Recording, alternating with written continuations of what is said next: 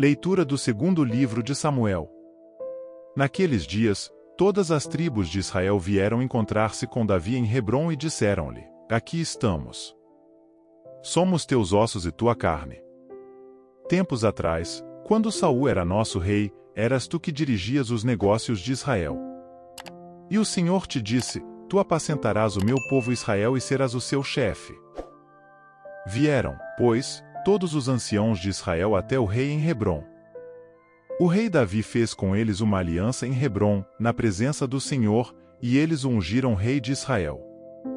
Davi tinha 30 anos quando começou a reinar, e reinou 40 anos, 7 anos e 6 meses sobre Judá, em Hebrom, e 33 anos em Jerusalém, sobre todo o Israel e Judá.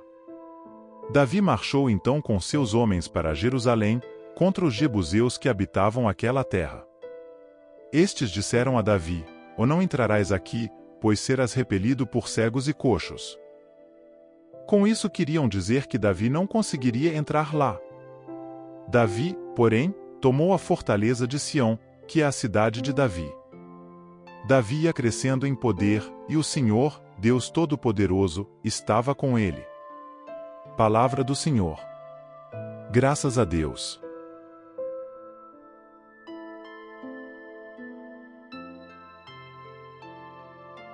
Proclamação do Evangelho de Jesus Cristo segundo São Marcos. Glória a vós, Senhor. Naquele tempo, os mestres da lei, que tinham vindo de Jerusalém, diziam que ele estava possuído por Beelzebu, e que pelo príncipe dos demônios ele expulsava os demônios. Então Jesus os chamou e falou-lhes em parábolas: Ou como é que Satanás pode expulsar a Satanás? Se um reino se divide contra si mesmo, ele não poderá manter-se. Se uma família se divide contra si mesma, não poderá manter-se. Assim, se Satanás se levanta contra si mesmo e se divide, não poderá sobreviver, mas será destruído. Ninguém pode entrar na casa de um homem forte para roubar seus bens, sem antes o amarrar. Só depois poderá saquear sua casa. Em verdade vos digo, tudo será perdoado aos homens, tanto os pecados, como qualquer blasfêmia que tiverem dito. Mas quem blasfemar contra o Espírito Santo, nunca será perdoado, mas será culpado de um pecado eterno. Jesus falou isso, porque diziam: Ele está possuído por um espírito mau. Palavra da salvação. Glória a vós, Senhor.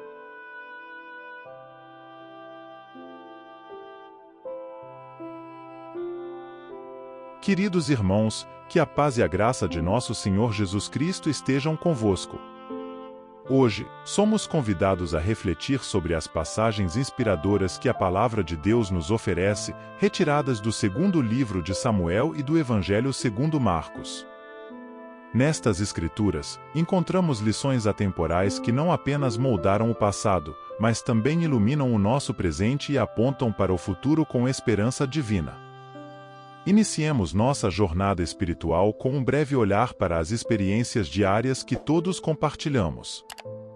Nosso mundo, muitas vezes, parece ser um campo de batalha, onde somos desafiados por adversidades, tentações e escolhas difíceis.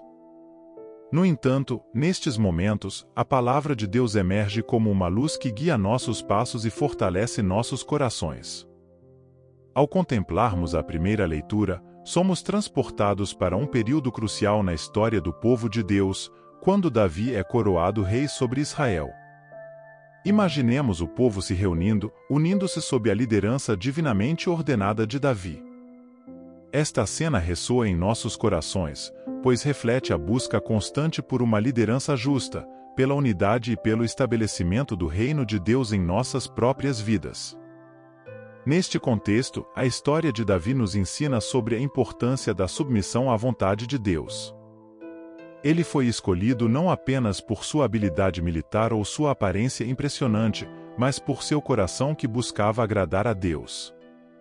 Assim, somos convidados a refletir sobre nossas próprias vidas, questionando se nossa liderança, em qualquer esfera que seja, é guiada pelos princípios divinos de amor, justiça e humildade. No entanto, a narrativa não para por aí. Nos versículos 7, encontramos um lembrete impactante da necessidade de submissão a Deus. O rei e seus guerreiros foram a Jerusalém contra os jebuseus, habitantes da terra. Os jebuseus disseram a Davi: "Não entrarás aqui. Os cegos e os coxos bastam para te rechaçar.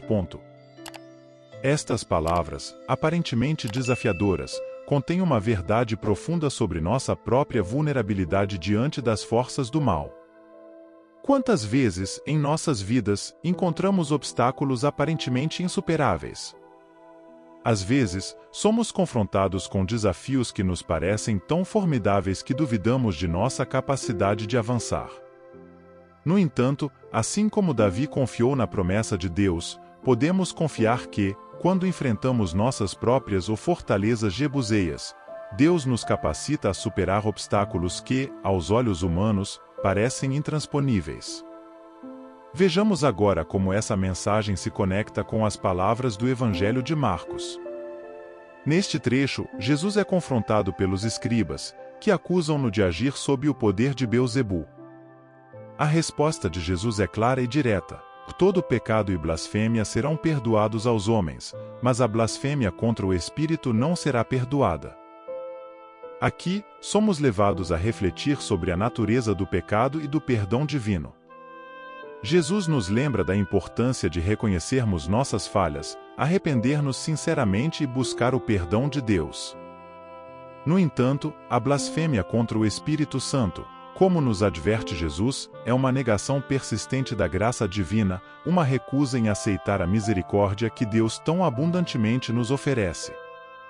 Esta passagem nos desafia a examinar nossos corações, a discernir se estamos abertos à obra transformadora do Espírito Santo em nossas vidas.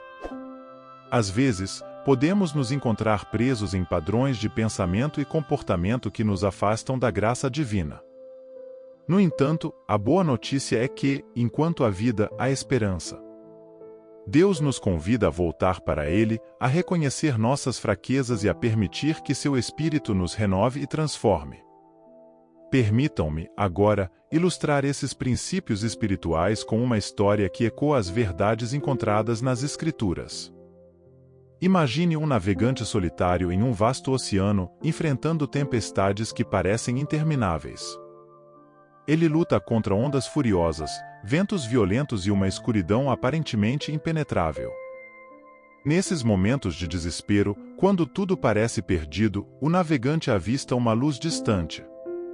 Essa luz, pequena e tremeluzente no início, cresce à medida que ele se aproxima. É um farol, uma fonte de orientação em meio à tempestade. Essa imagem reflete a nossa jornada espiritual. Assim como o farol guia o navegante em meio à escuridão, a palavra de Deus ilumina nossos caminhos, proporcionando-nos direção e esperança, mesmo nos momentos mais desafiadores. Agora, como podemos aplicar essas verdades em nossas vidas diárias? Permitam-me apresentar alguns princípios práticos que emergem dessas passagens bíblicas. Primeiramente, somos desafiados a buscar a liderança de Deus em todas as áreas de nossas vidas. Assim como Davi foi escolhido por Deus para liderar Israel, somos chamados a liderar com corações voltados para a justiça, a compaixão e a humildade. Que nossas ações e decisões reflitam a vontade divina, inspirando aqueles ao nosso redor a também buscarem a Deus em todas as circunstâncias. Em segundo lugar, enfrentemos corajosamente as fortalezas jebuseias em nossas vidas. Essas fortalezas representam os desafios e obstáculos que parecem insuperáveis. No entanto, confiemos na promessa de Deus de que, com Ele ao nosso lado, não há adversidade que não possamos superar. Que, ao enfrentarmos as tempestades da vida, mantenhamos nossos olhos fixos na luz divina que nos guia. Em terceiro lugar, examinemos nossos corações em busca de sinais de blasfêmia contra o Espírito Santo. Sejamos honestos conosco mesmos e com Deus, permitindo que o Espírito nos revele áreas de nossa vida que precisam ser rendidas à sua graça. O arrependimento sincero nos abre as portas para a transformação divina, permitindo que experimentemos o perdão e a restauração que só Deus pode oferecer. Finalmente, recordemos a imagem do navegante no oceano tumultuado. Assim como ele avistou o farol em meio à tempestade, estejamos atentos aos sinais de Deus em nossas vidas. Deus fala de maneiras diversas, por meio de sua palavra, da oração, da comunidade cristã e até mesmo nos momentos de silêncio. Estejamos abertos e receptivos à orientação divina, permitindo que Deus nos conduza em nosso caminho espiritual. Neste momento, convido cada um de vocês a um breve período de silêncio. Que possamos, em humildade e sinceridade, permitir que o Espírito Santo fale aos nossos corações, revelando áreas que precisam de transformação e renovação. Que esse momento de reflexão seja um passo em direção à busca constante da vontade de Deus em nossas vidas. Ao encerrar nossa reflexão, recordemos que somos uma comunidade chamada por Deus para viver em unidade, justiça e amor. Que nossas vidas sejam testemunhas vivas do poder transformador da Palavra de Deus. Que, ao nos submetermos à sua liderança, enfrentarmos corajosamente as tempestades e buscarmos a renovação pelo Espírito Santo, possamos viver de maneira que glorifique a Deus em tudo o que fazemos. Queridos irmãos e irmãs, que esta homilia não seja apenas palavras que ouvimos, mas uma chamada à ação e transformação em nossas vidas. Que possamos sair desta assembleia renovados em nosso compromisso com Deus e uns com os outros. Que a graça, o amor e a esperança divinos nos acompanhem em cada passo de nossa jornada espiritual. Em nome do Pai, do Filho e do Espírito Santo. Amém.